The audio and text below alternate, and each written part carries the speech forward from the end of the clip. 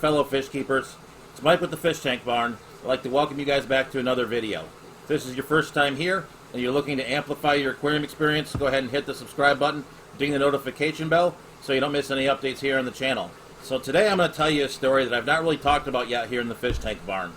It's the story of the two Carnival Goldfish that my daughters won almost 3 years ago now, and the story of how I've taken care of them and how they're doing today. So let's go ahead and get started with the story. The story begins 3 years ago at our local church.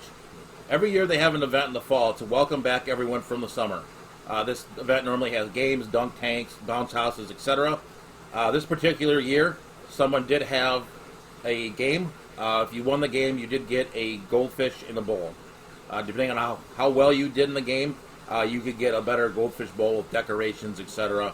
While I didn't agree with this game at the time, I decided to not make a stink about it, and it hasn't come back since. So I'm kind of glad that I guess I didn't say anything, but maybe I should have. Who knows? But it's 3 years ago. It's in the past. It is what it is. So my daughters did manage to win this game. They did get two of the goldfish. At the time, they were the normal feeder size, about 2 to 3 inches long.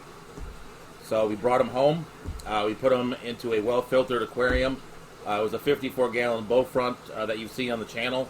Those now have gadiads and shell dwellers in it, but at the time, in the old fish room, they did house the goldfish for a while. So during that time, the goldfish lived in that tank. The tank got auto water changed every day. It also did get a manual water change probably about every 3 to 4 months or so. But they did do pretty well in there. It was planted at one point as well once I started getting into plants. So they lived in the 54-gallon bow front for about a year. They got to be about 5 to 6 inches. Did put on quite a bit of size as well in terms of height and girth. So at that point, they did need to move to a bigger tank. Just the footprint of the 54-gallon bow front wasn't really enough swimming space for them. So they moved to a 55. It had a very similar setup.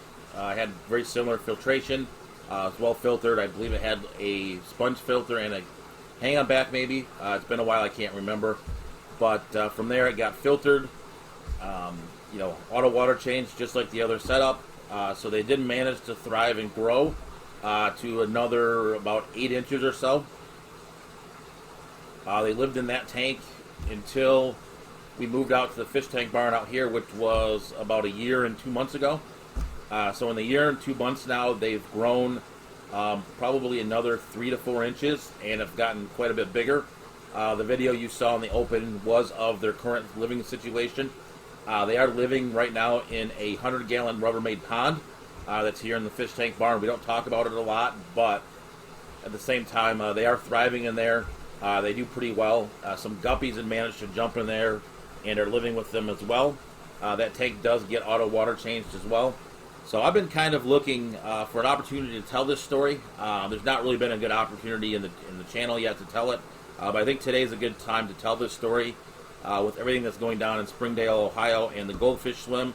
I'm sure you've all heard about it by now, but it's where they're basically letting 1,002 goldfish out into the pool, and the kids are basically catching them with their bare hands and then taking them home as pets.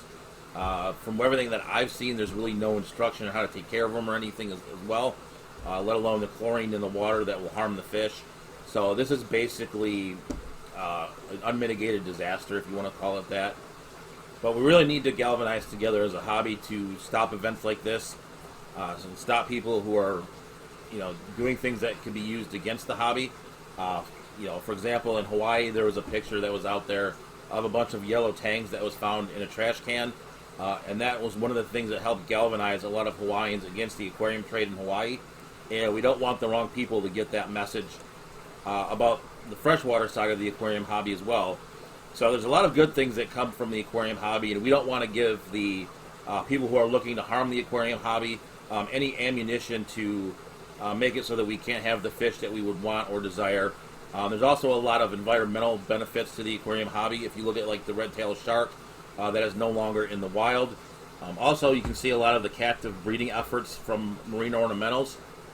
That is definitely something that's come about from the aquarium trade. It's filtered into the the public aquarium community more now, but it's definitely something that we need to keep our eyes on as well. To make our hobby sustainable, but yet, keep the local people involved.